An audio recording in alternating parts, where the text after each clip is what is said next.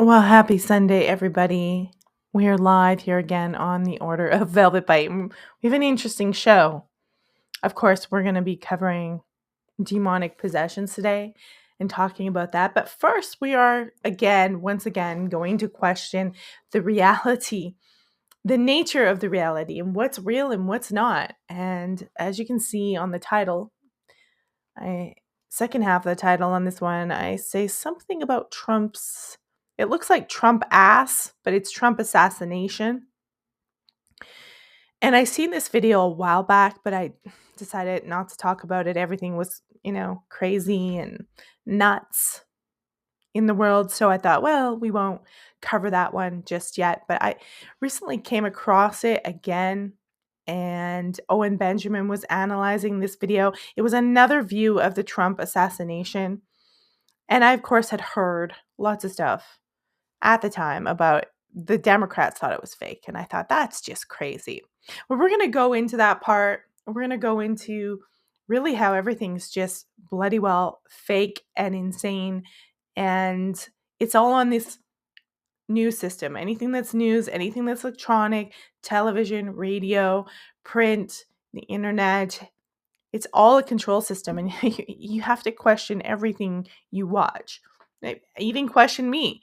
I mean, I'm certainly not getting paid any money to do this. I'm doing this out of my own hobby and out of my own interest and analysis of the world. But most everything is a narrative, and it's a narrative I wouldn't mind so much if it was a narrative that benefited you, but it's not. It's a deceptive narrative that is not to your benefit, but it is to the benefit of a few psychos who run the whole entire system.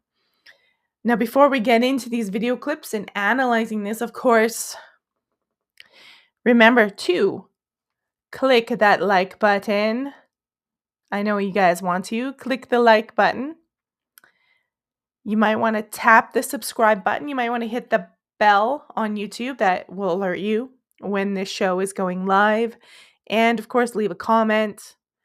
And don't forget to subscribe. You can subscribe for free right on the Patreon or the Substack. There's paid stuff, but you can also go look at free stuff. Of course, the Substack is Order of Velvet Bite .substack.com. The Patreon is patreon.com/CW/Order of Velvet Bite. And all of those links, the easiest way to get to them is melissadonharris.com. melissadonharris.com. Let's see, a few of you are entering the chat. Oh, Jonicide's having breakfast. He's going to tune in a bit. He's got to get home. I thank you for being such a loyal watcher, Jonicide, and Mrs. Jonicide, if you're around. I hope you're having a great day. We had a few people in here, but they went out and in, so hopefully they'll stream back in. I don't really want to start yet until a few more of you guys streamed in. Last week, I forgot to do the tarot card thing because we had Gary on. I remind me to, I will draw a tarot card at the end of this stream. But we talked about Aleister Crowley and the Abbey of Thelema last week, and I went to upload some of the shorts onto TikTok. 2 of them. I got banned. 2 strikes. 1 more strike, I'm out on TikTok. And they were not against any rules. I don't know what they said wrong. I have no idea. And they literally, it was just Gary talking about, Gary was literally talking about what happened to the house in Loch Ness, in the Boleskine house. It wasn't anything. It was crazy. So I'm in hot water on TikTok for I don't know what reason. I did not do anything deceptive. I think they might have me targeted because I mouthed a few people off there. And so I don't know, maybe the new purchasers of TikTok don't like what I said. I have no idea. Anyways, drink break here. We know everything's fake and crazy, and I'm sorry if this is a Sunday and you're busy on Sunday, but it's, for me, more of me parsing out things spiritually and maybe even psychologically. And as I get older and analyze this world, I'm like, okay, everything really is crazy and fake. I don't want to use the word gay. That gay means happy. honestly, but everything's fake and constructed and inauthentic. And of course, that stuff gets that inauthentic stuff. Haven't you guys noticed?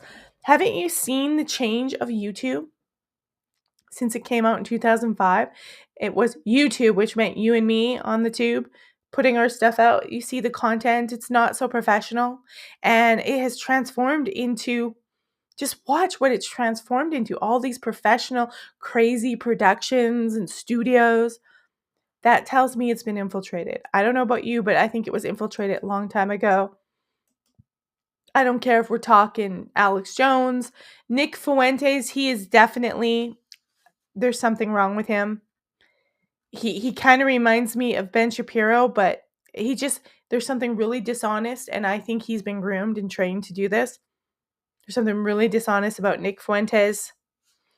All those shows, Steve Crowder, all those shows are fake and hugely crafted narratives. Candace maybe even too. I don't know. Candace seems like she's doing some really good journalism, but she may not realize that she's part of it. I have no idea where she fits, but I think a lot of this stuff is really fake. And if you guys backtrack to the summer of 2024, I was sitting in a pizza shop with my husband. We were trying this new pizza place out. So before we did carnivore, and I was waiting for my pizza, and suddenly I was getting messages and alerts on Twitter, and who I used to podcast with, whom I don't anymore because she kind of, yeah, that's a long story about someone with some mental health issues. Just all these messages saying, there was an assassination attempt on President Trump. And we literally that day went and covered it live. I had a group of there was 3 of us, I think, covering it. And we all really believed that there had been an assassination attempt. But I'm going to tell you, as soon as it was done, I was suspicious of the administration anyways. I thought they were compromised. But once he appeared on Joe Rogan and there wasn't anything really wrong with his ear, people are, oh, he's had it surgically done. I was like, no, stop. Bro, if someone shot his ear, there would be way more damage. I just thought that was so overwhelmingly suspicious. It's overwhelmingly suspicious. There was just something, even the shot of him with the flag, I thought, and I'm going to pull up an image of that for you. If you don't know what I'm talking about, I don't know. I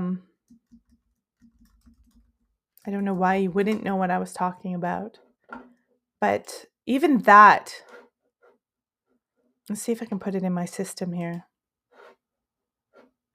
Hi, Renee, back. How Renee is, they're checking out. I hope you guys had a really good breakfast. I had some scrambled eggs with a little bit of cheese. I'm pretty sure I have this picture on my computer. And of course, it is world famous. And when I saw that picture, I thought, that looks like, look, I went to school for design and photography and all this shit. And you know how many pictures photographers have to take to get the right picture? Like sometimes thousands of pictures. And this event happened, and that's the picture we got, of course. Him pumping his fist, the flag just perfectly there. And I thought, I don't know. That's kind of crazy for me to think that was all just staged. Like, how could they? And I'm like, well, Melissa, they could.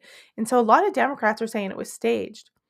And then, of course, a lot of righties are like, oh, this Democrat, this is staged. And then I realized, holy good Lord, it's all staged. It doesn't matter what side or who you vote for. It's all staged. So we're going to take a look at the video shot from a different angle and analyze this. Then we're going to get into the demonic possession. Hopefully a few more of you will stream in. And I'm also going to remind you guys before we get into the video that this Thursday is a really hot show. Hot. Author Patrick Chenard, who has been to all these locations in Romania and studied this for a long time. He is coming to talk about his book on Vlad the Impaler. It is called Blood Sovereign, the true story of Vlad Dracula and the Aryan vampire myth. He's coming to talk about his book. I'm listening to the audiobook right now. So remember, be here Thursday, 7 p.m. Eastern, because Patrick's coming on to talk vampire. We are returning to the vampire, and I will probably do a live stream Wednesday night at 7 p.m. It's going to Wednesdays and Thursday nights. Remember, 7 p.m. But be here on Thursday. It'll be a good one. So a few of you, more of you are in the live stream. We're going to look at this video, and I'm going to show you not only are the Democrats faking gay, this whole thing with Donald Trump and the assassination, when you actually see it, and we'll listen to Owen Benjamin, talk about, you're going to see how fake it is. And I'm going to do it as an overlay here. Mrs. Renee, before we get in, she says, we had a good breakfast. I had turkey Benedict. I love photography. I took it in high school and college. Yeah, and Renee, we could sit there forever with our cameras, digital or not, to trying to get the perfect shot. And they just like, oh, it all comes together and it's a perfect shot. That's strategy. Like, that's like almost staged, but they staged it. And you're thinking, well, we'll get into this after. I just want you guys to see this video. I'll play it again if you want me to. But just look at this. And I'm like, we're all in a crazy made up world. Like, we live in a fantasy. We live in a movie. This is nuts. Okay, here we go. Check it out. By the guy who shot it, because he's arguing with everybody about what it really means. This is not AI. This is the other angle of the Trump shooting. So here we go. The moments after shots. Should I just read this? Because some people listen. Moments after shots were fired, a member of Trump's team rushes to the side of the stage to gather photographers, as you can see there. Okay, there's Trump up there. Okay, new angle. I mean, from this angle, you can just see how staged it is. And then now the photographers come in. He ushers photographers in from the left side of the stage. Bear in mind, at this point, people think there's an active assassin. So, okay. So now he brings in the photographers. There it is. Flag is lowered into position. There's the famous shot. And there he goes. Everyone's just taking pictures. He continues to move the photographers into position with help from his colleagues. Because the people that are in denial about this, even the guy I think that shot the video, like, their argument is, no, their heads are down. He's trying to protect the photographers. They just keep shooting. No, I mean, obviously not. So pictures. So again, shot fires. Okay, this guy goes out. He gets the photographers, pushing them in. They're taking pictures. Now he doesn't keep pushing them. They're taking the iconic photo, and that's not remotely what it would look like if there was a shooting. Okay, that's not safety protocol. There's nothing about that. Okay, see that? They're literally taking the shot. The shot's been fired, and if you go and watch the original footage, as soon as the shot's fired, people are screaming and they're down. But you see them ushering in the photographers, like, they're like, come on, get a picture. And then they literally start lowering the damn flag in there. Like, the crane is lowering it. It's not in scene, and then you can see them lowering it so they can get the perfect shot. 100% stage. Dorothy says, I thought the blood didn't look right too light and almost clear looking. Yeah, and they can do that. He could have had, it would be interesting to go, they call it a squib, I think they do in Hollywood, where it's like fake, and a lot of people covered this. Kirby, welcome. You missed the video. I'm going to play it again for you guys. Sorry if you guys are listening on audio podcast. We're going to look at this again. Go to the YouTube channel at Order a Velvet Bite, and you'll see it. But it's worth looking at this again and again and again. My point isn't to hash, it's already happened. My point is to show us the world we lived in is a stage play. We're in a stage play, you guys. I'm going to play this one more time. Check it out. By the guy who shot it because he's arguing with everybody about what it really means. This is not AI. This is the other angle of the Trump shooting. So here we go. So moments after shots. Should I just read this? Because some people listen. Moments after shots were fired, a member of Trump's team rushes to the side of the stage to gather photographers, as you can see there. Okay, there's Trump up there. Okay, new angle. I mean, from this angle, you can just see how staged it is. And then now the photographers come in. He ushers photographers in from the left side of the stage. Bear in mind, at this point, people think there's an active assassin. So, okay. So now he brings in the photographers. There it is. Flag is lowered into position. There's the famous shot. And there he goes. Everyone's just taking pictures. He continues to move the photographers into position with help from his colleagues. Because the people that are in denial about this, even the guy I think that shot the video, like their argument is, no, their heads are down. He's trying to protect the photographers. They just keep shooting. No, I mean, obviously not. So pictures. So again, shot fires. Okay. Crazy. Absolutely crazy. And I don't even know how far this goes. Like the man who was shot, Corey, I can't remember his last name. Was he an actor? Was he really shot? Were they staged? Were they in the audience? Did someone accidentally shoot them? And then that means, what about the kid? The shooter on the roof that they shot? This actually goes so deep. Like, do they get these bots there? Do they get these MK Ultra? Are all these people controlled? Are they all actors? Or do they just, they're just like, yeah, it's okay. He's next on the list. We're gonna whack him. And remember that kid who they shot was literally, his parents were psychologists. They're always psychiatrists. He was in that commercial. There's a lot of crazy things about that. And just showing that, how staged that looked. That they're moving the photographers and they're lowering the flag. It's disturbing. We should all just laugh at it because we're living in a movie. We're not even responding to what's real. What's real is, what I want to know is, okay, so who's the boy on the roof that they shot dead, was he really like, where's he? Is he like a Timothy McVeigh? Is a setup? Like who is he? Where is he now? Is he really alive or is he really dead? Like, do you see how this messes up your sense of reality and what's going on? That's why, like, you have to be this solid figure and you can't be swayed left and right because you've got to realize they're all faking it. All these events are staged. It's yeah, and the man who died, was that an accident? Or is that stage 2? Or was that an accident? And they're just like, oh well, some people might die. It's just like 9/11. Oh well, thousands of people died. It's okay. It really is an inside job. He really staged it. Big deal. I think if that's it, we know we're dealing with psychopaths.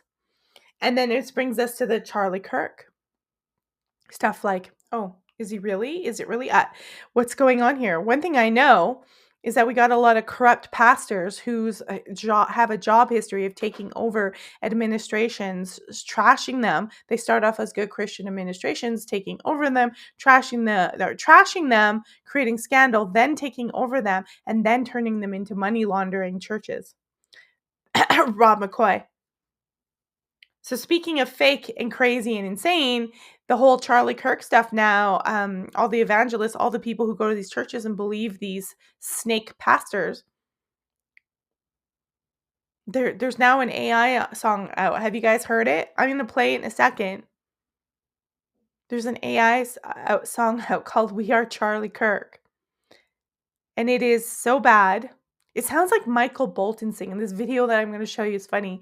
It's AI with an AI JD Vance, and it sums up one of the reasons that I left the X thing and wouldn't consort with the mega, because all they did was post these lame ass AI videos with Trump doing the moonwalk or the Running Man with Elon Musk. Like, they're idolizing all these people. You're not supposed to idolize, you're supposed to question them.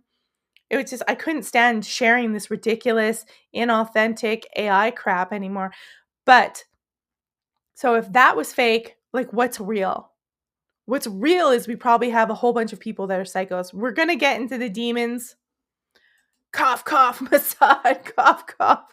Well, and remember, Mossad's in with the French. The French, Mossad, they're all, I think the intelligence agencies of all the countries are working together. They're like evil magicians to create a spell on us. I think all those agencies are involved. I wouldn't even be surprised if they talk to Putin.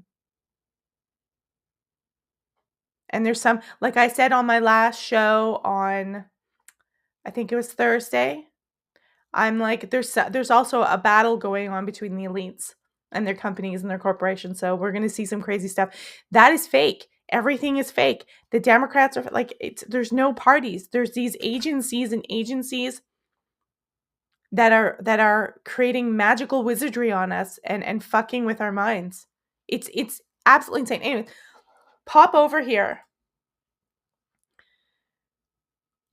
If I had to hear it, you've got to hear it too. This is the state of MAGA right now. This is the state of the hardcore. Not all MAGA. A lot of people are noticing this. I shouldn't say all, but this is where they're taking it. This is where they're taking people fighting for proper medical, people who are fighting for good jobs, benefits, and humanity, and to get power away from the elites. It's now been controlled. TPUSA, Faith is now controlling TPUSA. And this is the crap that we're getting out of this. I don't know who wrote this. I know it's an AI song. Vivo Tunes, We Are Charlie Kirk. Everybody, even my husband, almost threw up when he heard it. And now, since my husband had to go through pain and I had to, you have to too. So let's. We are Charlie Kirk. We carry the flame. We'll fight for the gospel. We'll honor his name. We are Charlie Kirk. His courage. Do you want to know something? I'm pausing it just to give you a break in your personal, but all the people, it's AI people, right? And they're all like mindlessly staring with their candles and putting their hands over their heart. They're hypnotized. They're controlled. Their spirituality has been hijacked a long time ago. They want you. Literally, you are going to be one of these AI NPCs. That's how they want you to be. They're showing you this, so you'll be like, "We are Charlie Kirk," and you're going to stand there. I've seen evangelist members to the churches behave just like these AI people are behaving. There is a correlation here, my friends, and it is twisted. Now I have to torture you some more. Together unbroken, we'll make heaven known. Okay.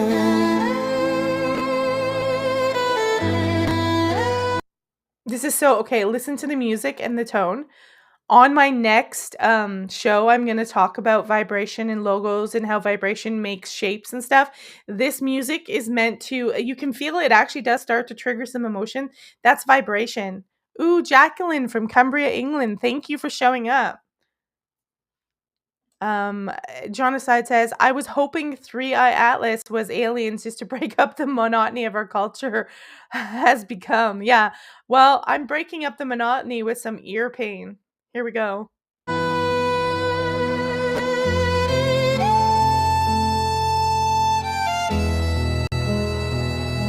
A husband, a father, his family held near. So they're now trying to connect you to him and connect his death to their church and their struggle and their this, but it's all controlled by frauds and money laundering, and Rob McCoy is evil. Everybody's saying, making fun of him in the comments. Like they're just like, what the hell? It's crazy. And it's fake AI. And they are literally probably the ones who helped plan Charlie Kirk's death. If he's even dead, I'm going to start believing that one too. And now they're marketing it, they're benefiting off it so they can get control the people. They're tracking the people who attend their events, and they're also money laundering through TBSA, allegedly. A home built on scripture, on faith without fear. Okay, and I think the Bible is propaganda. It always have. Tom McDonald did it better. Yeah. Well, and Tom McDonald loves Ben Shapiro, and Ben Shapiro is just manipulative. They're all manipulating us into war and crazy, and then they give us this junk just to make you feel good. They're evoking your emotions like, I love, it's so amazing. Oh, and I swear to God, I've seen evangelicals are like, and they'll call us negative and we don't love God, but this is how they look like NPCs. This is how they put them in the trance. They also take the Bible and they propagandize it more and twist the words and use it for their own political gain. They do this all the time, but right from the beginning, even Old Testament, you could say that was their form of propaganda. These written works are propaganda, and once they know what you believe, they know what to pump out to trigger emotions. It's making me sick. I feel like throwing up. The world tried to silence, but his voice remains. No, his voice does not remain. He has been hijacked, and replaced with a bunch of money laundering psychopaths. Innocent echoes in Christ, it sustains. That's actually should be sacrilegious. It echoes in Christ, it's sustained. So Charlie's voice is now Christ's voice. Do you hear what they're saying? It's so bizarre. Not into the Abrahamic religions. Well, I always gave the Abrahamic religions a fair shake, genocide, because I'm baptized in the Church of the Good Shepherd, Anglican, but kind of Catholic. But once I realized the history and how things are transgressed from the goddess, and I'm not saying, oh, the mother goddess religions were perfect. You can just see that it's all these made up notions. And a lot of our original, even the polytheistic gods, were probably based on a real king that existed, a real man, and they've mythologized him. And that's what they've done with Jesus. They've just mythologized it. And they use these elements that work on us as human beings about this magical man who came to save us. And I'm telling people, like, no one's coming to save you. It's in you. You can manifest stuff. We'll learn this, that we can project stuff, manifest stuff, call out. Once you see the propaganda, you can't unsee it. It breaks the spell. That's the point of seeing this stuff. It's not for me to make you depressed and trash your religion. It's to see how they're using religion to manipulate you. So once you see it, you break the wizard's spell. They're like a wicked wizard. They're not they're like Gargamel, okay? They're not nice. They're not here to do us good. They're here to trash our Smurf village, okay? I don't know what other analogy I could use. I'm sure you can come up with some. But once you see it, you kind of break its control. You snap out of it. If you're listening to this music all the time, you're going to be like those NPCs in their crowd. People literally mute. They use the music, the logos, the storyline, the narratives. They have the characters, all the people preaching to you all the time. It turns you into a puppet, mind controlled human. And although this is AI, I have literally seen evangelists, real human beings, supposedly real human beings, evangelicals, behave the exact same way, like they're hypnotized. it's it's nuts. It's crazy. That's the We Are Charlie Kirk. I'm not going to play it again and torture you guys. I'm not going to keep doing it. It is nuts, but that's the state of the world, and that's the wizard spell. Like I said, I have some stuff I think on Wednesday we'll go through. I wanted to go through logos. I just haven't had time to research how logos manipulate you. But I do have some stuff that I want to talk about in Soundwave and Hertz. Like, get to the raw magic, like how it's done. Not just talk about, oh, look at McDonald's logo. Look at the 666 and the logo. Yeah. I want to get into sound waves and all this stuff, and the sounds on Saturn, and with things that they're using to manipulate our brains and lock us into a certain frequency, which, by the way, I'm going to show you this. I'll show you this when we come to psychopaths. This is the tree of life. And you see this on the left. I want you to look at the left. This is like chakras, tree of life. And at the bottom is your base chakra. And you move up and till you work energy through your body till you get to the top. And that's when you can get all sorts of information. Religion and all these structures want us to stay in the physical. Right at the bottom here, that's where they can control our emotions. They want us to stay here. That's why they do manipulative stuff like that. That's why they keep us locked up in bread and circuses and crazy ass We Are Charlie Kirk songs. Like, smart people know. Like, there's a lot of people who are like, oh, this is disgusting. Like, this is gross. They're literally having a revolting act to it. Like, it's like, it literally sounds like Michael Bolton. And it's so hokey, inauthentic crap. It's literally, it's 80s crap. 90s, 80s, 90s crap. That's inauthentic music. We're we are Charlie Kirk. So if we are Charlie Kirk, then we've all been whacked and hijacked and manipulated, and they're using us to launder money, and they're about to take over and do the most heinous things, if we're super honest. But they like to, just like when you're Christmas shopping out there this year, folks, and you're happy, they want you to be in a fake happy, not in a relaxed, not calm, not feeling comfortable, not feeling good about your body, but super happy and elated. That's why they put all that Christmas music. It ties you to your memories. They want you to buy more. They want you to do something. They want you to donate. They want you to support all your energy, all your mind, all your life, all your soul, all your dollars. They want it to come to them. That's why they put this stuff out there. That's why they have Christmas music on. It makes you buy more.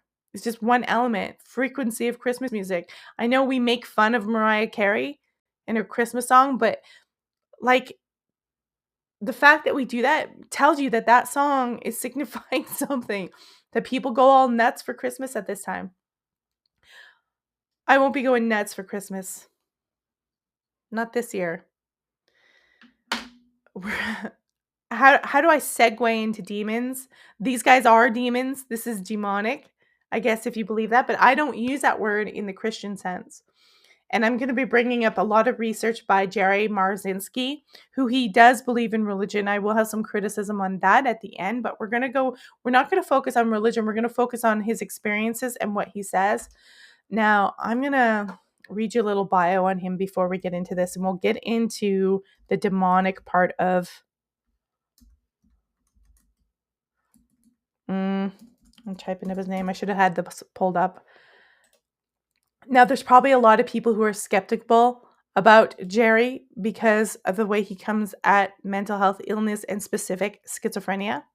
But Jerry, he's a retired psychotherapist with 35 years of experience treating psychiatric patients, including those with schizophrenia. It's probably one of his specialties because he's in a lot of like prison facilities. He also holds a license as a commercial pilot and a certified scuba diver. His website is, of course, jerrymarzinski.com. He presents his theories attributing schizophrenia to parasitic entities separate from the patient's consciousness and a part of a larger predatory force. Of course, he's being criticized, but we're going to look at what he's saying because it is apparent to me that modern psychology is kind of a scam. It is not there to help you at all. It's there to quiet you up and shut you up and keep you in order, keep you going.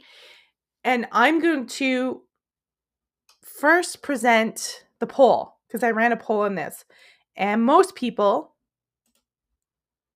thought that, yes, possession is real, and some said mental health issues, and no one chose religious superstition or effects of big pharma.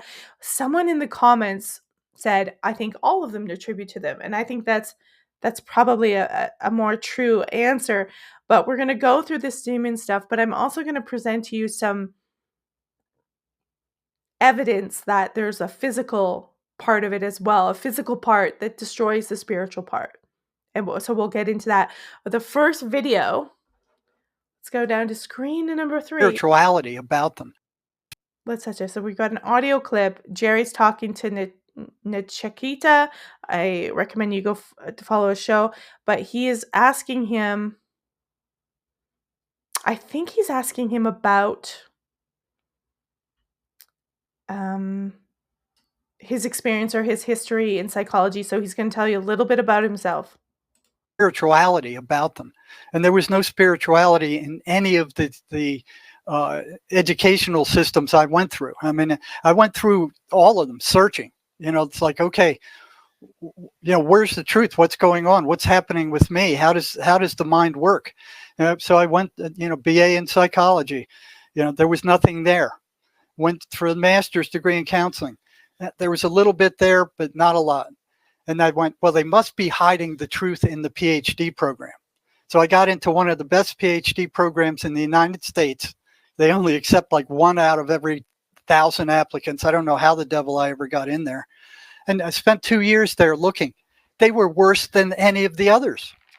They were completely egotistical, materialistic, worried about how many articles they publish and their ego and their perception. It was a complete disillusionment. I mean, I could only stand 2 years of it before I started becoming depressed and sick, and had to hit the ejection seat. It was a joke. It was an absolute joke. It was like brainwashing. I could feel them trying to change the way I thought. Okay, he's talking about his experience getting his degree in psychology. And of course, that's what happens when you are in these institutions. I took some psychology courses when I was doing history and English. And if you dare bring up anything outside their spectrum, that's like, they don't like that. I'll tell you, they'll make fun of you. And then everybody else in the big lecture hall kind of laughs at you and looks at you. And then you're like, oh, and you're, I don't know what, 19, 20 I was. And I was like, oh, I look like an idiot. But I was questioning about paranormal stuff. I was like, what do you think about that? Is that part of psychology? But they won't touch it. What's ironic is most of the stuff that they do is pseudoscience anyway. So he's just saying, like, and that's how you get brainwashed, to follow their modes of therapy. And I think you have to, when you get out of school, a lot of times you have to unbrainwash your brain. You have to start saying, well, no, there could be something else to this. This could be more than just these people are having a chemical imbalance. And we'll get into that later with some clips. We'll go back to this one and spirituality about them. We're going to listen to the second clip because there's a continuation. I just don't want to play too much at once. We'll replace it with clip 2 here. There's something really cold about it, and I think this is the key, is it cold and clinical, but also it's not just cold and clinical. It is not understanding what the source of the crisis is of mental health issues. And they don't solve the source. They don't go to the source. They don't solve the issue. If they wanted to solve the issue, they would go back in time. We are going to go back in time in a little bit here, but we're going to review some of this stuff. I've got a few clips, but we're going to go back in time, and I'm going to kind of meander on about what I think is going on. But this is part 2 of that same discussion. They're totally out of it. Yeah. So they're totally out of it. So what makes a person susceptible to these demonic voices? Like, is it trauma? Yes, is it drugs? Is it a combination of things? Yep, it's a combination of things. The biggest one is trauma. You will not find a schizophrenic who has not been severely traumatized. Okay, so what that does is it lowers your energetic frequency. Because what it does is it creates what we call negative identities. Okay, and that's one of the things that Mace handles. So in a trauma, you make a decision about yourself, and it's not a good decision. You don't make good decisions in traumas, and then there's an overwhelming sense of negative emotion in a trauma. You're just overwhelmed by it, and it doesn't feel good. It's not survive. It doesn't help you survive, and it lasts forever. So the ego jumps in and it goes, "Hey, let me help you with this," and it takes it and it buries it in the subconscious mind and then locks it down, but it's buried alive. So it continues to affect your thinking, your relationships, your behavior, your decisions, all of that, almost like a computer virus that is in the back of the computer, and it's affecting the computer, but you can't see it. You know, so psychology and psychiatry, they have no idea how to get it out of there. Because they don't deal with the spirit and the subconscious mind. They Okay. So they have no idea how to get it out of there. It's something lying dormant or active behind that's you have compartmentalized your body or your ego and its wisdom's compartmentalizing trauma, and it's literally turning into the entity. It's like stored energy, and they think it's a brain problem, an inability to balance chemicals. But of course, I mean, there's no real test. They don't know how to show that.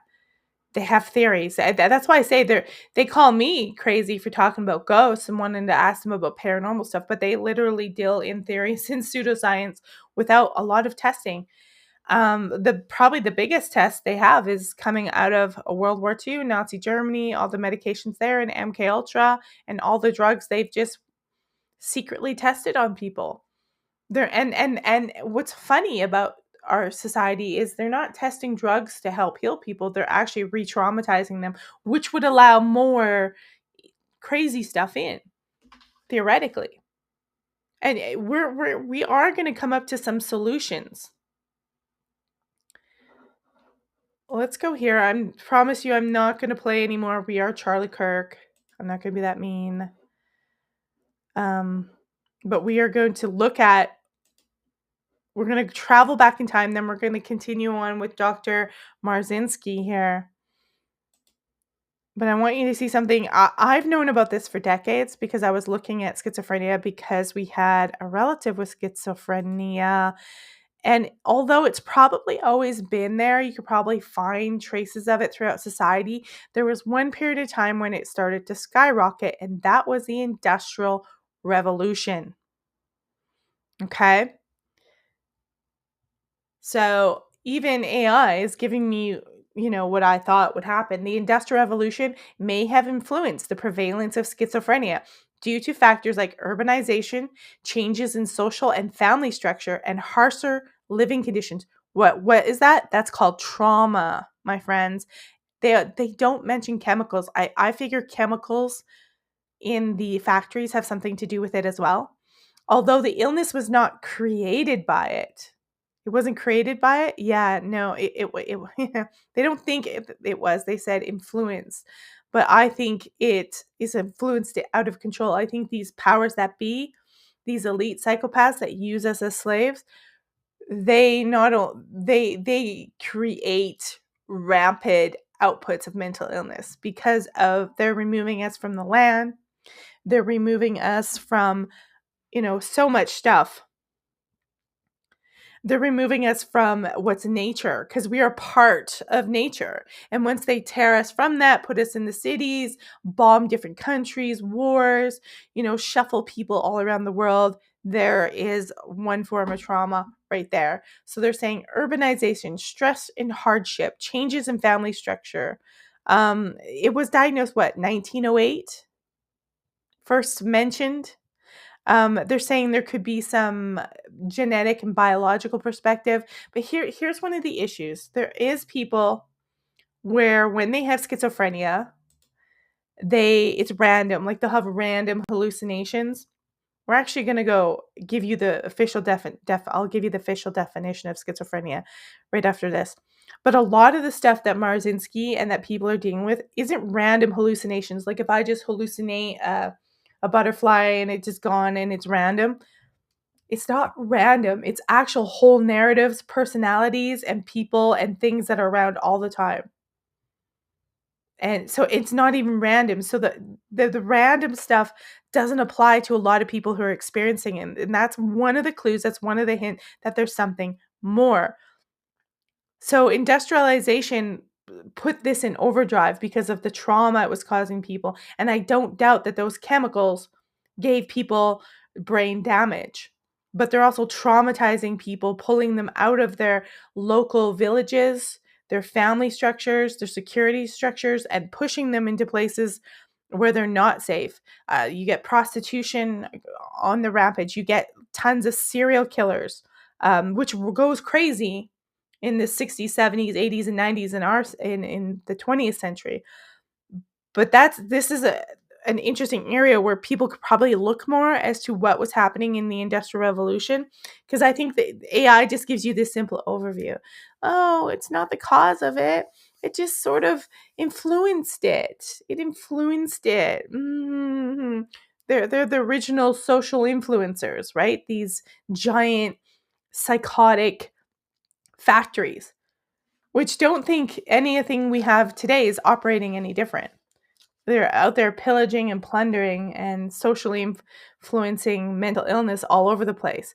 So it tells me that the other thing we have to keep in mind is the same people that have profited from this industrial revolution started running the psychiatric stuff and all the companies. So the industrial revolution creates all these mental health problems. Then it opens asylums. It creates, factories for drugs, and it starts experimenting with drugs to shut the people up that are wounded from their industrial revolution. Did you see how fucked up that is? Excuse my language, but that's messed up. It's some messed up stuff.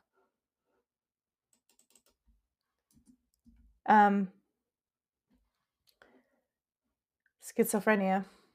The official meaning is a chronic mental disorder characterized by a split between thoughts and reality, leading to symptoms like hallucinations, delusions, disorganized speech and thinking, and a lack of motivation or emotional expression. It can make it difficult to function in daily life, but symptoms can be managed with consistent treatment that includes medication, therapy, and social support. Usually people just get medication. And by the way, I'm not trying to stigmatize anyone with mental illness. I know people and family members who had mental illness and stuff like this, but I think it's worth exploring different avenues like Jerry Marzinski has for 35 years, as opposed to the classic strap them and put them full of meds, because they don't have an answer to this, because their entire system that they support is probably the biggest cause of this, the biggest cause of the trauma. And of course, there's lots of people who have trauma from their parents and families and churches and all sorts of stuff. And as to why they develop schizophrenia, that has nothing to do with this, but you could see why. I think more of the Industrial Revolution should be explored because it skyrocketed, and so did mental institution. And I think people were probably just normal on their farms doing normal things. And I think a lot of these mental illness is a natural response to crazy environments and abusive environments. And they just go, oh, they're mentally ill, throw them in, just get rid of them. They're not, I don't think we realize how much slaves we are. Just get rid of them, drug them, strap them up. Who cares? It doesn't matter. Even though the system is what's causing it, because it is not an organic. We are from the planet, and they're ripping us from it and forcing us to, well, in a word, they're forcing us to be robots, which is why they love AI, which is why this is the new thing that's coming. The transhumanism is coming in. Because they want us to all look like we are Charlie Kirk AI people singing. So we got some more videos to go into. They're totally out of it. Yeah. Not that one. We want to go into. Now, interesting enough, I found some stuff with Owen. I've been finding a lot of Owen Benjamin stuff lately, and he interviewed Jerry.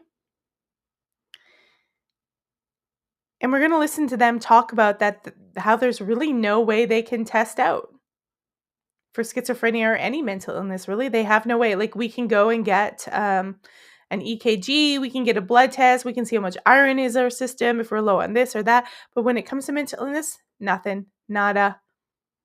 And it's why a lot of people are probably looking at this going, we need to rethink this. There seems to be a spiritual element going on here. Let's check this out. When you said this, it blew my mind. There's no test for chemical imbalance. So they say you're chemically imbalanced. Okay, so what's the standard? Because I recently got my blood work done to see if my metabolic rate is good, my organs are good, all these things are good. And there's a standard, like this is the range, this is when you're healthy. So what is the range of your brain's chemistry? And they're like, we don't have one. And I was like, what? And so they don't. So when they say you're chemically imbalanced, they don't know what the standard is, what the chemical is, or anything. They just say that. They don't even know what the neurological balance, the biological, the neurotransmitter balance of the brain should be. Exactly. They don't even know that. Yeah. They don't have any kind of baseline. So that's one of the things that I saw when I was working at the state hospital. I'd ask all the doctors, well, what do you think causes schizophrenia? The honest ones would say, I don't know. Yeah. The other ones were, oh yeah, it's a chemical imbalance of the brain. So I'm thinking, I was watching these guys. I was working shoulder to shoulder with them virtually all the time.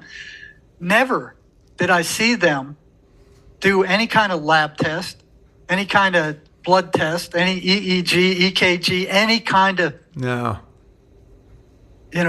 any kind of valid test.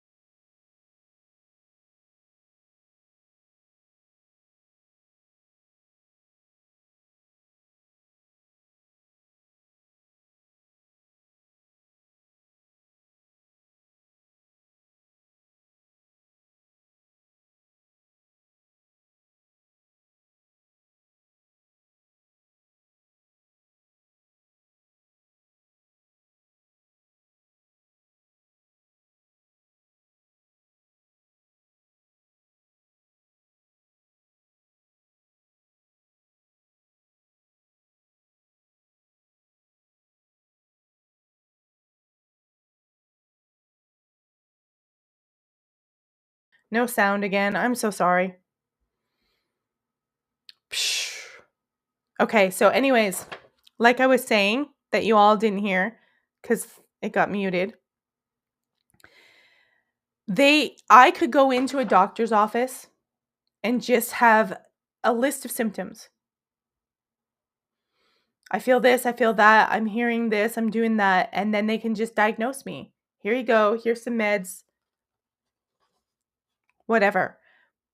There's no test. They have nothing that they can give me that says, here's schizophrenia, here's this. Oh, we know that schizophrenia is connected to plaque in your brain or something. They have no test.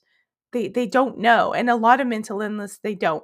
Now, let's just say somebody like Annalise Michael, she had epilepsy.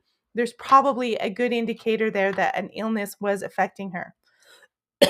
Excuse me. And whatever they had for treatment just wasn't working. And then she went off the meds and they started to rely on the Catholic Church. And it got worse and worse and worse.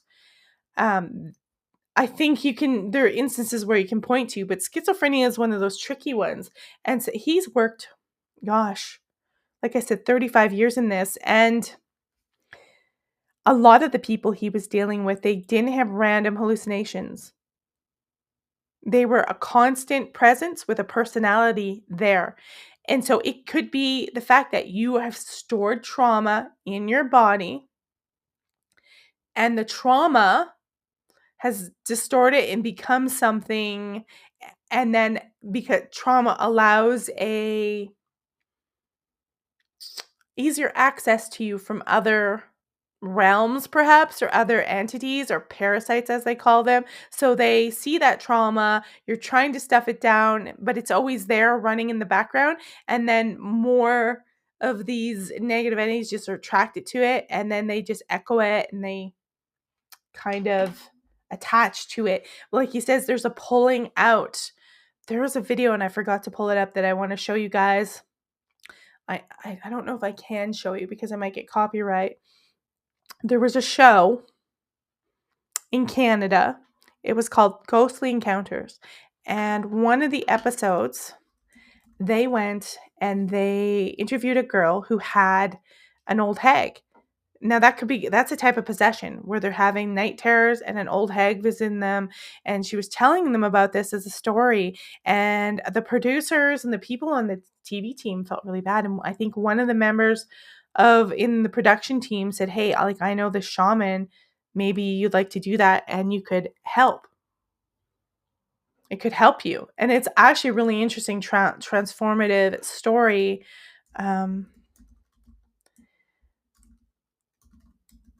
I'm going to see if I can pull it up.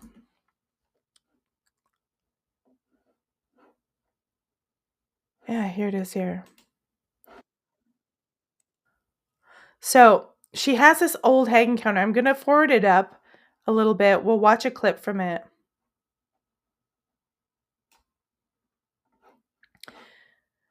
And I'll share it with you. And I think this is a really good definition because she had major trauma from her childhood.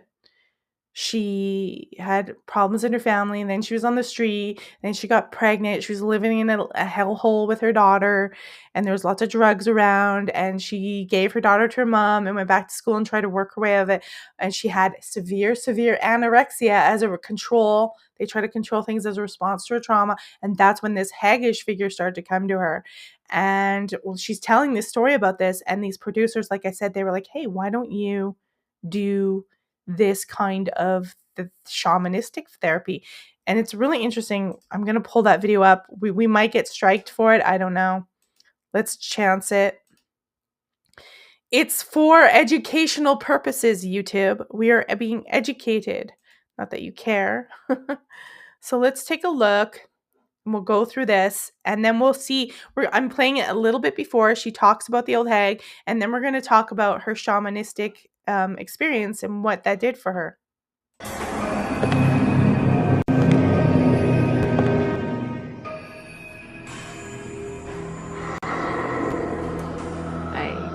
So I think in this scene, her daughter wasn't home, and the old hag appears as her daughter. Snapped out of the paralysis, and she wasn't there. She wasn't even at my house at the time. She was staying with my mom. I felt so terrified because this was my child being presented to me, and she was talking to me, and I felt really violated. Like,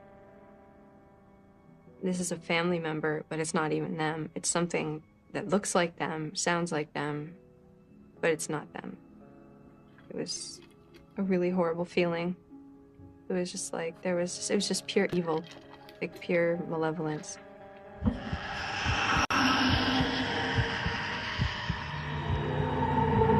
I'd like to. Let's go forward a little bit here. Go for it. It was very sporadic, maybe once every month, maybe once every 2 months. But as the years have passed, it's become every other day, every day. I've tried sleeping aids. I've tried prescription sleeping aids, even my doctor gave me. But I find that all that does is it makes it harder for me to pull myself up and out of it when it happens. I stay awake. It's the only thing that I can do. I eat coffee. I drink pot after pot of tea. When I do sleep, I sleep with my lights on. I sleep with the television. Of course, that's going to make it even worse for her that she's not sleeping properly. So she's also had an eating disorder, nutritional deficiency, massive trauma in her childhood that caused this. She's in bad relationships. She's now doing well for herself. She's gotten her a better job and a place, and she's raising her daughter. But now she has this thing from all that trauma that's there, and it keeps coming back after her, and she's trying every way to avoid it. She can't even sleep. Vision. My dog, my cat, anything I can get just to keep me calm, just to keep me safe. I have a cordless phone. I keep it right beside me because at night, if it gets really bad and I have a really bad one, I will call my friends and say, come over and stay here because I can't be alone, because I live alone. I vacuum at like 4 o'clock in the morning and dust and have the cleanest apartment in Mississauga because I'm always up doing something just to keep myself busy. The anticipation of waiting for nightmares and hags is almost worse than the hag itself because you're on this weird edge. You're just uptight for hours. And on the nights that nothing happens, then no hag comes and no nightmares come, I'm half awake waiting that whole night, just waiting. That's like that's torture. That's demonic torture. And afraid to get sleep, because if I get sleep and then I remember how glorious sleep can be, then when it comes again, I'm gonna be even more depressed that I'm not sleeping. I'm just terrified. Put this forward a little bit. And I couldn't breathe, and it took me like it took a lot to fight and get myself moving again so that I could lift my head. And that really scared me. So let's go forward because I want to get to the shamanistic part because it's... Here we go. It's for her. When Kat was interviewed for this show 4 months ago, her courage touched many of our crew members. One of them had an idea, and one thing led to another. And 6 weeks ago, Kat went for help. Last week, she came back into our studio to talk about that. The night before I went for the intervention, there was a lot of hell. It was the worst night of my life. I had hags constantly, like every 2 minutes. I had probably like 50. I'm going to say this is not a hag. It's a hag, but it's a demonic thing. And it knows she's about to go get shamanistic help. So they're trying to terrify her and do anything they can to stop being noticed and stop her from going for it, make her exhausted. And the person who was staying with me, who was taking me to the intervention the next day, he felt things touching him, pulling on his hair. And I felt things touching me and pulling on my hair. And my pets were going crazy, running around the apartment, barking and meowing, and just, they wouldn't settle down. And I had visions and I was seeing things, and just, it was like the entity knew it had to leave, and it was using every last bit of energy it had left to try to scare me out of going to get help. So it was using its full force against me. It doesn't make sense with the amount of resistance I had the night before and the amount of change that happened to me over the period of an hour the day of. There's absolutely no way that it was psychological.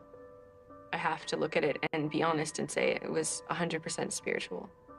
Despite the terror of that night, Kat was undaunted. The next day, she got in the car and traveled 3 hours from home, chasing the hope that she could finally rid herself of the hag. She underwent a North American shamanic intervention. It was a process steeped in ritual, and as you can see, it was the ammunition Kat needed to fight the hag. It felt like morphine or something, some kind of like overpowering drug. I just felt my like I had vertigo, and I felt this pain, and I just like felt like screaming, and they said just scream and let it out because that's part of it. And I remember saying, I feel like you're pulling things out of me, and they said that's because we are. And I cried a lot, and then it was only about 3 minutes of that, and then all of a sudden this warmth came into me, this beautiful warmth, and I felt so calm and peaceful. I feel like so good sleeping. It's just amazing. Sleep is so, I can't explain it. It's just been the most beautiful experience for me. Going to bed at night with a smile on my face as opposed to clutching my blankets in fear is made the biggest difference. It has made a huge difference in my life, and I just feel like a brand new person. All right. So that's the shamanistic journey. And it's like she said, she felt like they were pulling something out of you.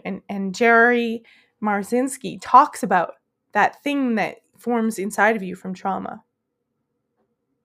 And I have no doubt that that kind of trauma attracts other negative entities and is like almost like a portal. And part of that interview, which is really interesting, we didn't show it, but she actually had people stay the night and they saw it. So it wasn't just appearing to her, it was appearing to other people. And then it was appearing as her daughter, like really crazy stuff. So they called it the old hag and sleep paralysis, but that's just as much demonic possession as I can think of anything would be. So we're going to go for some more videos here from... when you said this, we're going to talk about social media. So we talked about the sleep hag, the sleep paralysis. I really think it's demonic possession. And we're talking... Jerry Marzinski's going to... We'll have a clip where he does talk about people in mental institution, the schizophrenia. I encourage you to look up his name, Jerry Marzinski. That's Marzinski, and watch this. I'll try and find this full interview for you. Actually, I'm going to give you guys the link to that video on the old hag. I'll pop it into the chat. You guys can check it out, but I'll try to find this full interview. You can go check it out because he gets into depth about really strange experience he's had with schizophrenia and schizophrenic people, criminals, and how it literally manifested as physical energy around the room and just really crazy things that psychology won't even acknowledge. So let's bring out another video here. Demons on social media, and I do have a video on a solution. So there are solutions. You can do a shamanistic solution, but Marzinski has a solution that he talks about as well. We're going to talk about social media and how this is like a portal for demonic activity. Here we go. On social media, you'll see them talking like demons. They'll be like, kill yourself, just kill yourself. Like you're a piece of shit. Like your wife's a whore. Like your mother's a whore. You kill yourself. And I'm just like, That's them. that's that, dude. It's them. Like you'll go on Reddit or some of these pages and it's just all lies too. They're also super comfortable with lying. They'll be like, oh yeah. Owen's trans. Owen's wife's trans. Owen's wife's trans. Owen's trans. They they're all secretly lying and stealing. And dude, they're under a creed where if you believe them, you're at fault. Like they mock you if you believe them.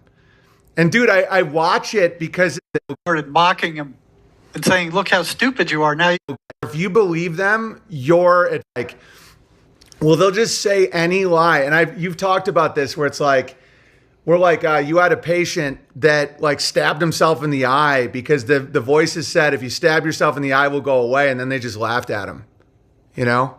Yeah, after he did it, he gouged out his eye and they came back and they started mocking him and saying, look how stupid you are. Now you look like a monster. Nobody's going to want to be around you now. How could you believe us? You know? So they do stuff like that.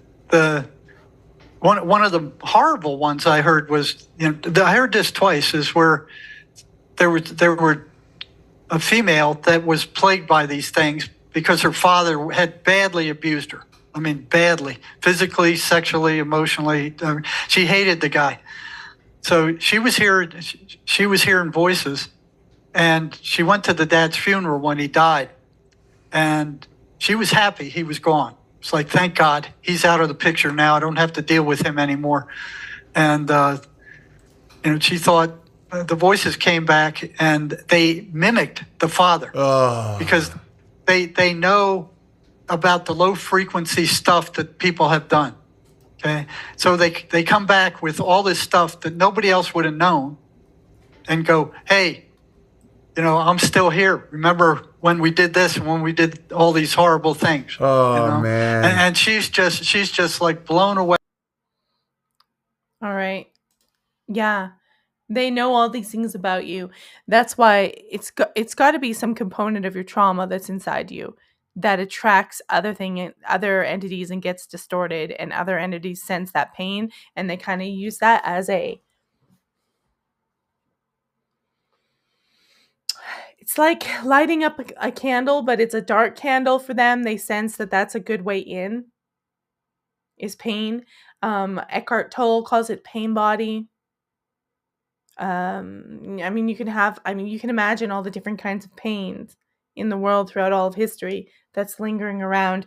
One of the things that I would recommend everyone to do, I think prisons should do these things, is like everyone gets like physical parasite cleanses and proper vitamins. Their meals are shitty, so I think everyone should be constantly like have a cleanse, like a parasite cleanse, and see if that helps. Because if you actually do have a real physical parasites, that can cross the blood-brain barrier. Cats have one. It's like toxogondi plasma something. It's a name that you get from cats. That's why you can't change the cat litter box. It crosses the blood-brain barrier and they can't get rid of it. And it can drive you crazy. I think that's why you have crazy cat ladies, because they're getting some kind of parasite. So there's physical parasites and there's these demonic parasites, and they could be like a physical parasite, but in a spiritual realm where they're like, oh, look at that negative stuff. Look at all this thing. And that's an easy target. They've got some shame to hide. They've got stuff to hide that they don't want people to know. Let's go after that. And of course, that happens all the time on social media. All the time.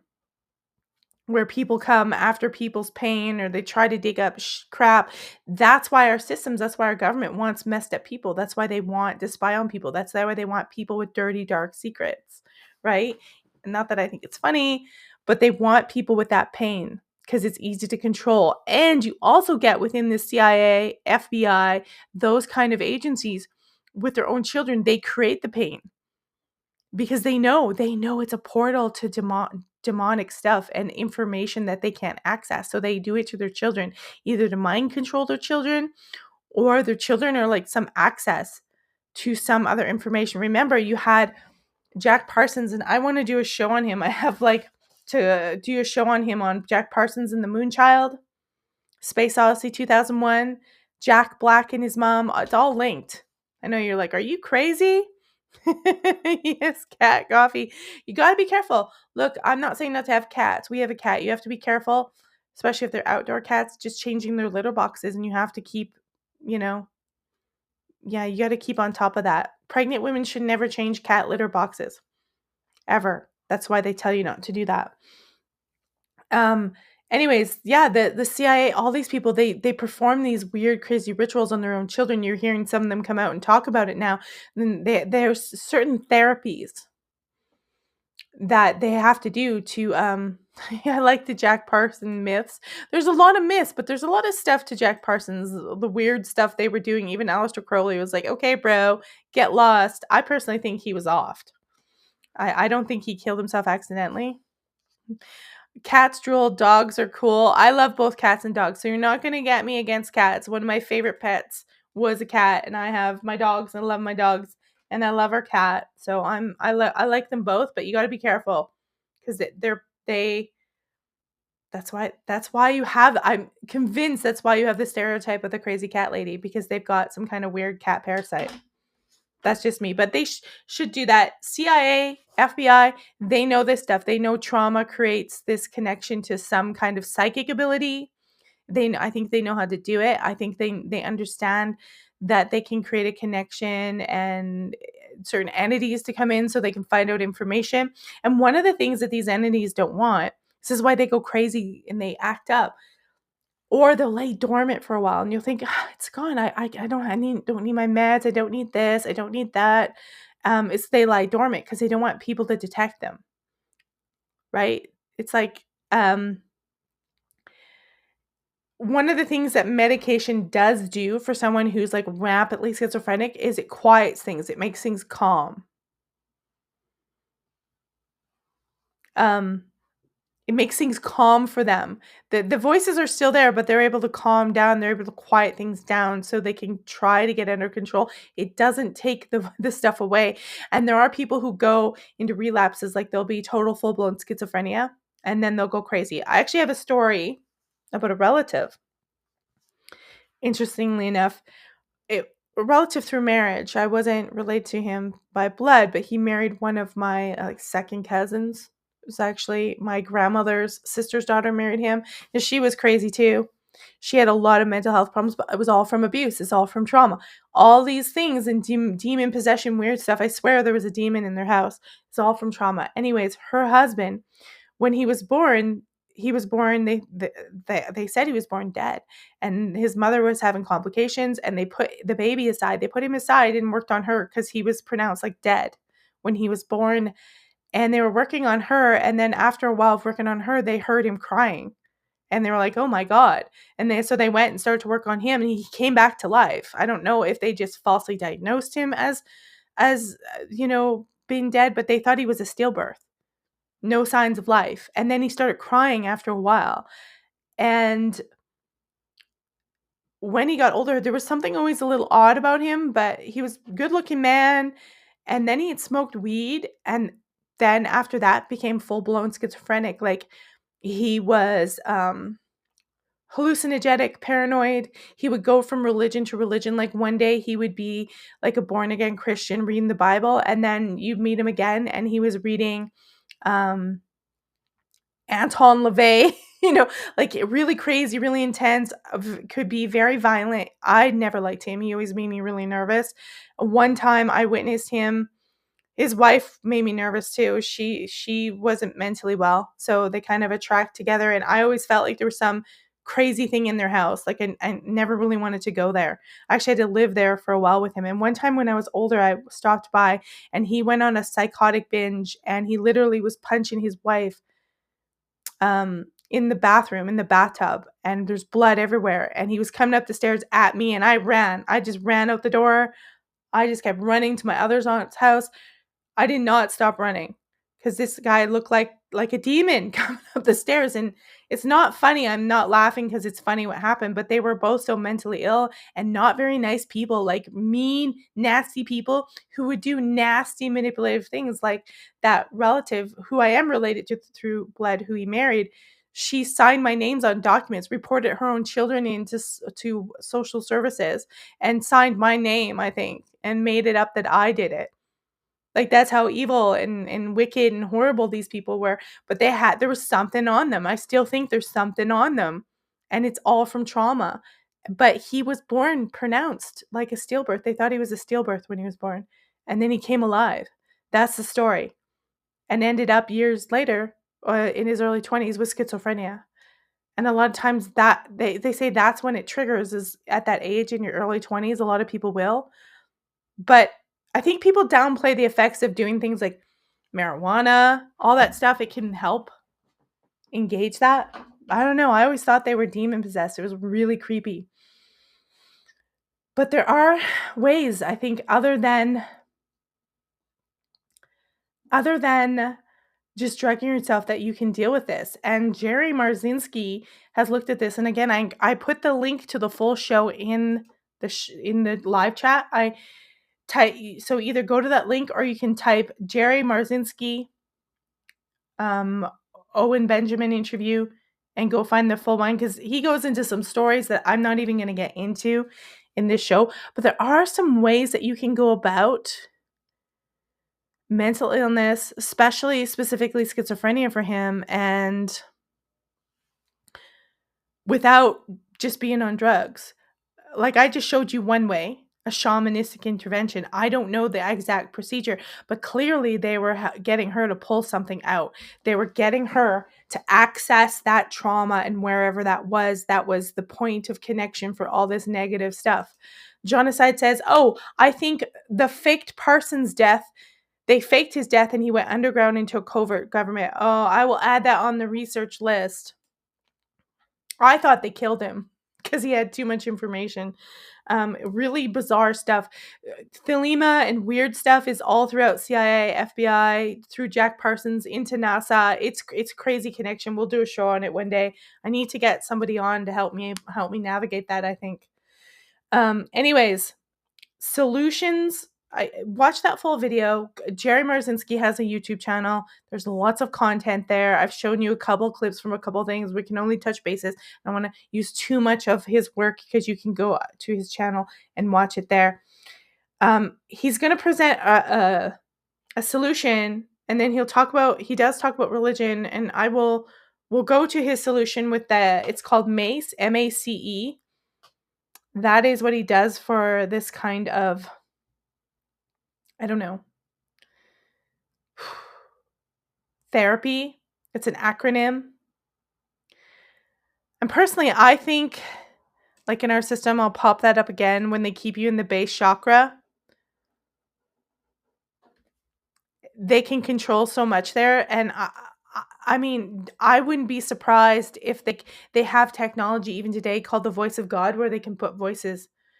And it wouldn't surprise me if, on top of the Industrial Revolution, all the the wireless, the telephone, all that stuff scrambles with our brains and causes us to pick up. Some people just can't take it, and then with trauma, they're picking up on tons of voices, and they fragment, and they actually can't connect with their own real strong self. So they prefer us to be like this or drugged out, because you don't know who you are. You can't keep in touch with that guiding voice that guides you and warns you and gives you the intuition. Trauma separates you from it. I think massage can help you reconnect with it if you get the right massage too. But this system's called MACE, and I'm gonna get Jerry. I'm gonna replay. I'm gonna get him to tell you about that therapy treatment for anyone who's having any kind of issues. I'm not giving you medical advice. I'm not advising you to stop your meds at all, because that can be very dangerous as well. But I'm advising you to look into this and just listen to this information on MACE Energy. Check it out. This crap doesn't help anybody. It makes them reliant on drugs.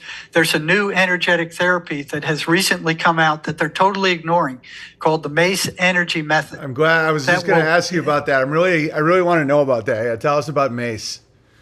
Yeah, in most cases, it will cure most psychological disorders. It works energetically. How does it work? It goes in there. Well, what it does is it goes in and it discharges trauma. All right, it's got a method to do that.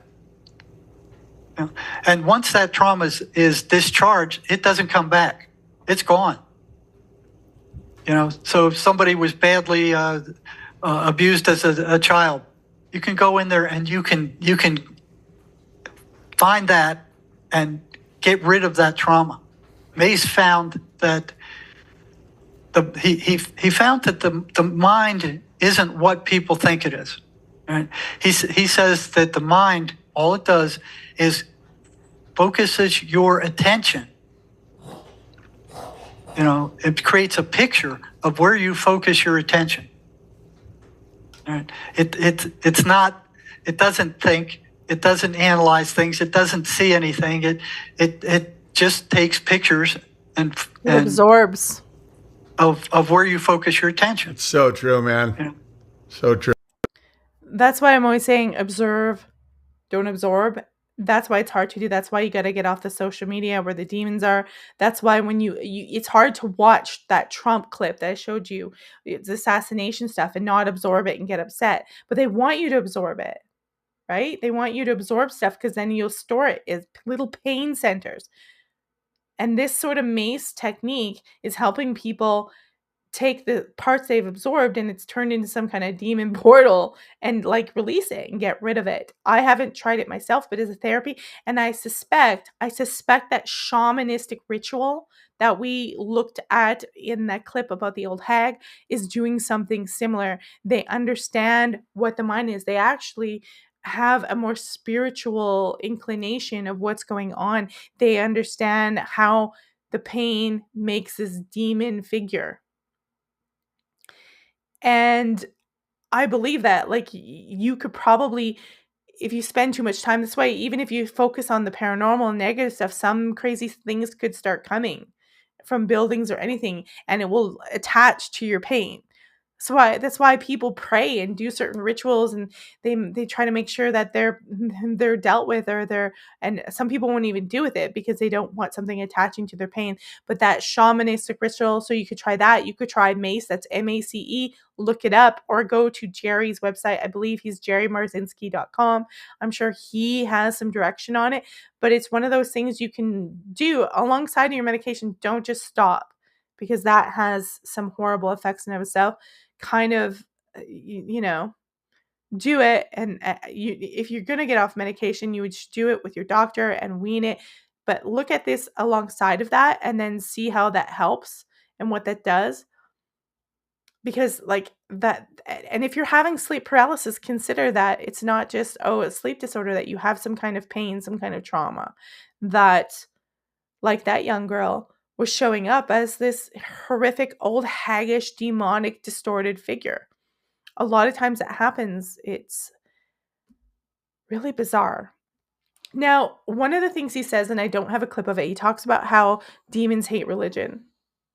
And if you've ever seen that, you'll know demons talk about how they don't like religion and they get upset. But I'm warning some caution. I think what it is, and we've seen it with that young girl in the Hag experience, is demons don't like to be exposed. Okay? So just because you go to a religion doesn't mean they're going to be able to deal with it, because that religion in itself could be full of tons of horrible people that are demonic and acting bad. So I wouldn't be like, oh, yes, I must go to the Christian church and then wonder why it's not gone. I think what it doesn't like is it doesn't like to be revealed. So when you say religion, that means you're going to go tell people, tell other sources, and put it out to the light. And it doesn't want the light. It wants to stay uncovered inside the person, like a parasite would, right? So it's not into that stuff. You got to remember, the Bible was written as propaganda to control your thoughts. So you have to take the good elements of the Bible and use that, and not use it to manipulate against other people. And that's what usually happens today on Twitter and in these mega churches. They're just contorting the words to attack their enemies. That's what they're doing. And you can see that's how the Old Testament's written. It's almost like propaganda to go against your enemies of all these other gods that existed in polytheism. That's what I don't like about it. Demons hate being identified. There's many negative demonic people hiding under pious personas within churches, within organizations, within Boy Scouts. It's all over the place. So you can't just do that like a Sesame Street version solution. I think you need some real person who understands how the mind works.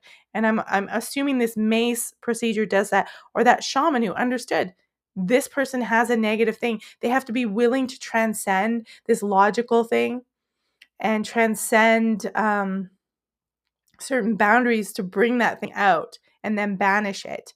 I don't think a lot of I don't know that the Catholic Church does, because the Catholic Church and Christianity denies demons for the most part. You're getting your priests and stuff that will say that, but I find most priests have a dark issue. They can't own land, they can't be married, they can't have sex, they can't have normal relationships. I just find there's something weird about that in and of itself. And there's a lot of propaganda going on there. So you have to be really cautious, and you have to, I would check out the MACE, the MACE,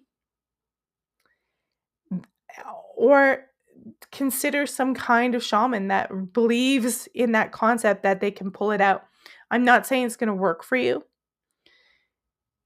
I'm not, I can't tell you. And check out that video, both the interview with Jerry Marzinski and the one on this old hag. I put both of them in the live chat.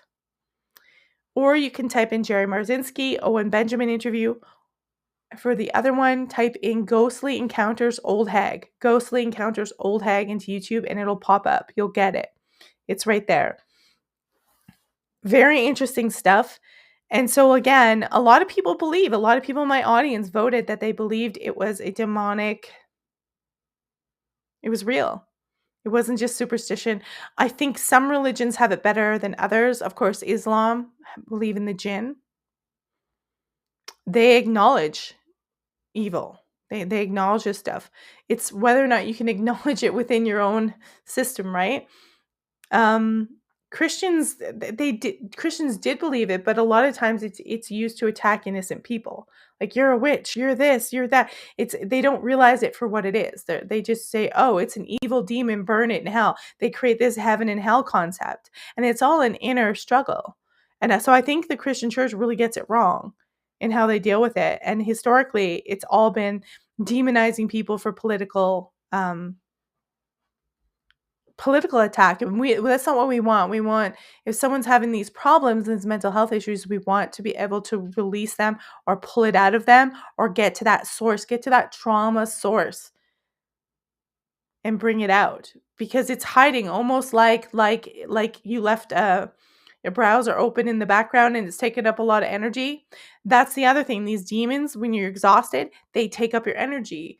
They take up your time. They elude your thoughts. They'll have a consistent, strong narrative. It won't just be a random hallucination. Hallucinations are random. They'll have this consistent persona. They'll come and they'll do the same things. They'll say the same things. They have personalities. It's not like some fleeting, weird hallucination like you're on LSD. It is like, almost like some of the people explain, like when they first came down with it, they felt like their mind was carried off into another world. Their body was here and they were trapped in this other realm where this thing was saying things to them, but their body was over here. You take of that what you will. But Jerry had so many interesting experiences working in his profession in a lot of these mental institutions and prisons, and looking at people describe what they were going through, watching them. He'd watch one person who would be perfectly fine, energy in the same prison, nothing going on, and then somebody who had schizophrenia, just no energy, couldn't even walk, and they would describe things to him. And when he would ask, he was the only one in the prison asking them to describe things and listening to them beyond this arrogant clinical disposition. A lot of therapists either have issues of their own, or they're these PhDs. They're so busy writing articles about how the genius they are and what they've discovered about meds and stuff. They're not even actually looking at the person as a human being, and they're not looking at what really is happening. And they won't acknowledge anything else. They by the way, they don't have a cure. They just med you up for all this stuff. And a lot of times the meds make things worse. And they have no cure, but they think they're genius. And if you say something about possession or the realities of spiritual world, that's it. You're the crazy kook. You are going to be shut down. Not happening. But yet they can't even test. They can't show you a test that shows chemical imbalance. They can't show you anything that links to it, but you're supposed to be nuts. It's a really crazy stuff. I was going to torture you guys again and play the We Are Charlie Kirk song, but I don't want you guys to have a demon in your house. I don't want to do that to you. We forgot tarot card draw last week. There's a few of you in here, so maybe we should do tarot card draw and see what they tell us this time. It's a 1-card draw. We'll tie this baby up. If you guys have any experiences, you can either email me. Remember, it is the website is melissadonharris.com. The email is melissadharris77@gmail.com. I'm gonna pop up. We didn't do intermission today, but here's the intermission screen. It shows you some information there. It is, melissadharris77@gmail.com. What do we got in the chat? I have Chihuahua, so same thing. Those Chihuahuas, they can be heated. My friend has a Chihuahua, and it's a little girl Chihuahua. I'm serious. I buy sweaters for the dogs. I do have some pajamas for them to keep them warm, but she has like an outfit like every week for her dog. It's hilarious. It's very cute, but it's hilarious. So John aside has had a night hag experience. I did as well, but I think it came from somebody else. I've shared this before on the show where I had John Chadwick. We were running a show together years ago, like 2018, 2019. And we were trying to test the Philip experiment and see if you could manifest a ghost. And so he was doing all this ritual stuff. I wasn't doing it. I was so busy working and being a mom. He was doing it. And then I had this hag thing, this old sleep paralysis experience. And it wasn't a hag. It was really weird. And it climbed up on top of me. And I was able to get rid of it. I was like, hell no. And then when I woke up, I contacted him and said, can you please stop the Philip experiment thing? Because he was having things manifest in his house, like a shadowy figure in the hallway. And so I had something show up, and I was like, yeah, can we maybe stop that? Because I think it's real, and I don't need to know anymore. I just don't want something crawling on me while I'm sleeping. It's not good. It's not a good. So if you've had an experience with this, or you know anyone in your family, I told you about the man with schizophrenia in my family. I believe he's still alive. One of the weirdest things too is like the name changes. The personality change was really weird. Like his name was Eugene something. I don't want to give you his full name, but he changed it. You can't call him that anymore. You have to call him Nero. He's Nero Roman Nova. I won't say his last name. Totally, like he's like a Roman. That I'm telling you, it got strange. That's why I think we are in this realm of with all this tech and the change to monotheism and the development of tech, along with these psychopaths and this whole system we live in, this fake we are Charlie Kirk stuff. I think we're breeding narcissists and psychopaths, people who will just, okay, well, I'll just put a fake identity and be somebody else. I'll just change my name. I'll be fake on I can't do that. That's why probably I'm not some professional system with a fake name and just a big brand and you can just stamp it. That's what we've become. That's not spiritual. You're better off to be with fewer people that you trust. So, okay, card draw of the day. Here it is. The Chariot. Are we racing forward? There's a chariot, my friends. It's very Egyptian.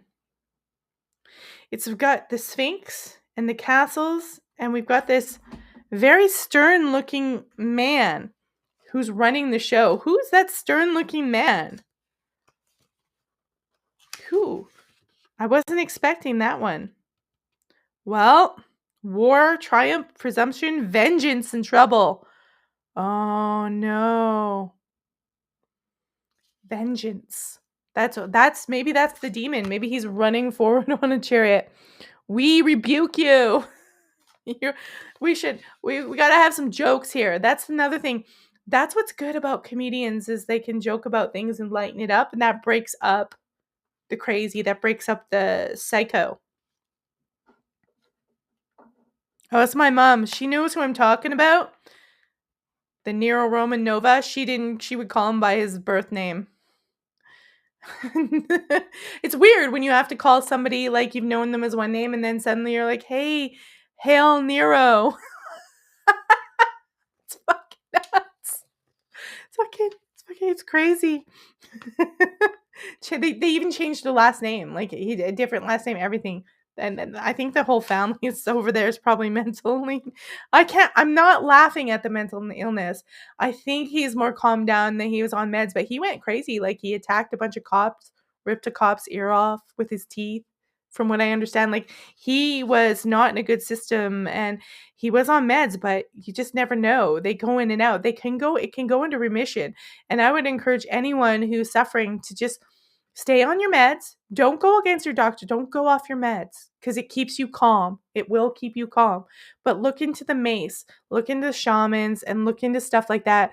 Don't not listen to your actual physician and doctor because that's important. And going off these meds can be pretty vicious. And there's a lot of shit that, excuse my language, that I find Trump. It's crazy. Someone says the vocal part of Gen Z, John says the vocal part of Gen Z has narcissistic tendencies. It's weird. That's why I think Nick Fuentes. It's a Nick Fuentes. Nick Fuentes, I think he has he's in with the government. He's influencing Gen Zers and he's sneaky. He's a sneaky snake. I think he's been groomed for something. Mark my words. I think he has. Look, everything could be fake. Candace, all of them. Steven Crowder definitely is. That quartering guy. He's, oh my God, the people I see. So we got the chariot today. Triumphant. It can be vengeful. A little bit. I'm hoping something's not going to take revenge on us. We can block you, rebuke you. So if you have anything in yourself today, guys, and you're watching this is a warning. It tries to come for revenge and get you. Mace, M-A-C-E, look it up. Look up that video. Don't spend too much time. Go do something fun after this show. Don't spend too much time with demons because you'll get depressed. But yeah, the show on the Old Hag, really interesting one. It was one that stuck with me, and I've watched that series lots of times since I was younger. It's probably from the early 2000s, but the Old Hag one stuck with me. And of course, you can look up the Owen Benjamin, Jerry Marzinski, and Jerry Marzinski has a channel on YouTube. So many fascinating stories that I'm not going to go into or even tell you about. It's just too many. This man had years and years. I just found my great nephew is schizophrenic and homeless on meth. I see him on the streets when working. I'm very sorry, John, aside that. So Jerry Marzinski's son is in the same situation and he can't convince him. He actually has a trauma. And I think sometimes when you battle demons, they come and attack other people in your family that are weaker if they can't get you. It's a really sad thing. And meth is one of the worst drugs that lets them in. It's really bad. I have a relative who's, I don't know if he's homeless, but it's not good. And meth is one of the ones, and a lot of the relatives I know, they have huge trauma that I wish they didn't have, that I could just poof and take it away from. But it's inner work. They got to go see a shaman. They got to go do mace. But you couldn't it's hard to convince them. They have to have free will. You can't convince them to go do the mace. But I would look it up. It's hard. That must be hard for you. I'm really sorry that you have to see that. I can identify because I have relatives who are not well, and there's nothing you can do. Because if you bring them in your house yourself, they'd destroy your life because they're that bad. It's a hard place to be in, but meth is a horrible drug. It's one of the worst, and a lot of people who are on it they'll try it a few times and they'll be fine and they'll think everything's good. Oh, I can try it again. And then all of a sudden one day that psycho demon voice it's there and it will never go away. It just doesn't leave. When I was on meth, I saw shadow people all the time. 23 years clean. Congratulations. It does. I think that's what meth does. It brings in the demons. It is it does the deed really well, and Jerry Marzinski actually brings meth up because I don't know if his son's suffering from meth, but his son is with schizophrenia on the streets and won't take anyone's advice, and the voices are dominating their life. And remember, this whole world we live in, it's always trying to put tons of voices in our heads and media, and you just have to shut it down sometime and just tap into your inner voice and be quiet. And it's also important, like I said, parasite cleanses, lowering the sugar and the sugary drinks and the carbohydrates down, having some good protein, some nice vegetables, healthy real oils, getting all that shitty food out. That'll help you. Drinking lots of water, vitamins, everything. Yeah, it lowers your vibration. Exactly. It puts you there where you're easy to access. That's what trauma does. And it provides an access because you're always thinking about that trauma. And it's like you can't get it out of your mind. And if you shove it down and compartmentalize it, you might think you're fine and you're functioning. And then one day, all of a sudden, problems, depending on the situation. It's totally true. I try to do this work all the time because I have trauma. Maybe not as severe as some other people, but we all have to manage our own trauma and let it go and pull it out of us. Cord pulling, some people do cord pulling. I would say if you have had a really severe thing, just go look at these channels, look at the mace, but I would do happy things too. And comedy is really good. As long as if you have an addiction, so I know some people I dealt with their addictions, if you went to a comedy club, they would just start drinking a lot, so maybe not go somewhere where triggers your addiction. I don't know. Yep, the devil's drug. So right. My husband's reminding me that Marzinski called it the devil's drug. This is a devil's drug. But, I've seen people drink and they turn in Jekyll and Hyde. They were fine and then they start drinking and they are nasty and mean like the devil. I can have a glass of wine or two and I'm fine and I'm like, ha ha ha, and I never touch it again. So I won't touch it for months. So I've never had that issue. Some people like me, I used to like to binge eat. That was my issue when I was really young. It's like that's how I'd stuff it all. Stuff it down. Eat that sugary shit. Some people get addicted to food, porn, sex, whatever it is. It's not doing you guys any favor. It's so crazy. So the chariot. I'm gonna look. You guys, if you have an insight as a chariot, you can always put in the comments, not just about me. Yeah. It can be a providence, but it's also presumption, vengeance, and trouble. So I think they're warning us, they're telling us a symbol for the demon. I saw a lot of that in the bar, working in the private sector. Yeah, I wouldn't, you'd have to have your guard up working in a bar, and that could give you trauma in of itself. Because there's some people with some problems if they're hanging out in the bar all the time. I saw that. I used to run a lottery booth. You think, what big deal, Melissa? When I was young, I worked at a laundromat. When I was really young, I was a supervisor. I wouldn't call myself a manager. At one point, I was supervisor, and I ran Pure Later, Express Mail, and the lottery booth. And the people I would see doing lottery, and they would sit there all day and gamble. It was sad. They were literally crumpled up versions of themselves. So gambling's a huge one. Actually, I think they mentioned gambling, that it's a bad one. It's just as bad as alcohol or drugs. So gambling's another one. That's why these Bibles tell you don't gamble, don't do this. But if you also have someone saying don't do this because that doesn't work either. You have to come to a realization about your own trauma. Once you recognize your own trauma and that pain yourself, it doesn't bother you. You don't need someone to ban it. But if you have all this trauma inside of you and then it's all around, those things, it's like, come on, just have it. It's going to help you. Hey, Pyramid 7, yo, where were you? We're almost done. It's almost 2 hours up. It is truly sad. It's really sad. Banning it won't necessarily work because, like, here in Mormontown, they ban certain things. They just go on, next thing you know, they're like crackheads at a soda shop or crumble cookies. Like anything, you could do it with anything. You literally have to do that inner work. Shaman, Mace, remember, MACE, look it up. Jerry Marzinski's site. Check it out and check out those videos. I found it fascinating. Even on the poll that I did, one of my commenters mentioned Jerry Marzinski, and I was like, yeah, hey, I've watched his stuff. I would love to have him on. Maybe that will happen one day. Pyramid 7 says, I worked in the casino business for a few decades. Sad, sad stories. Yeah, I had so many sad stories from just running a lottery booth. And the old guy, his name was Alex. He was there all the time, and he'd want you to run the cards through in a certain specific way because he had some superstitions about it. He had no. It's okay that you were late. I was just teasing you. I hope you had fun shopping.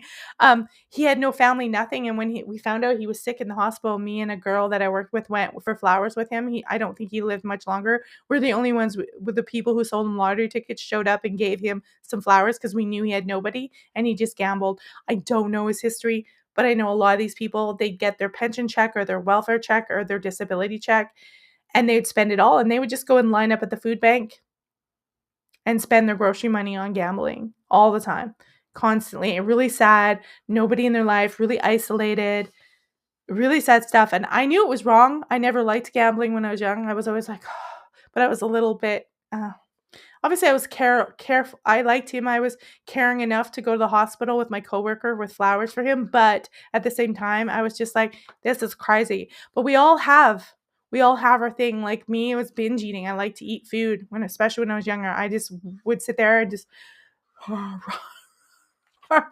like I had a binge eating problem big time, which you have to always be careful. You have to talk to that pain, whatever it is. I can't tell you what it is. We got Maxi Poo is down here telling me all about his pain, telling me we gotta be doing some stuff. It snowed here, so I'm gonna see if I can let them out in the snow. All right, guys, remember, go look at the Substack, subscribe to that. You can subscribe to the Substack or the Patreon for free. It's patreon.com/CW, Order of Velvet Bite. And of course, it's orderofvelvetbite.substack.com. Sorry, I changed them. And all the links are at melissadonharris.com. I appreciate you guys showing up and the support. Share this out. Bring your friends to the live stream. I will be back Wednesday. And of course, Thursday, Patrick Chenard, the true story of Vlad the Impaler. He was there. He's done studies on this for decades. You can find his book. I'm going to be listening to the audiobook all week till Thursday. He tells you about him linked to the Aryan vampire myth and how he feels it all links together and happened. He did tons of historical research on this. I'm so excited about this interview, and I can't wait for you guys to see it. So 7 p.m. Eastern this Thursday, December 4th. And I will be showing up Wednesday. I think we're going to be talking about some more esoteric stuff. I'll be here at 7 p.m. I don't know. Short show, long show. I don't know. I thank you guys all for coming up. Stay strong. Stay positive. Keep your chims up. And remember, it's all fake. It's all fake. It's all fake and gay.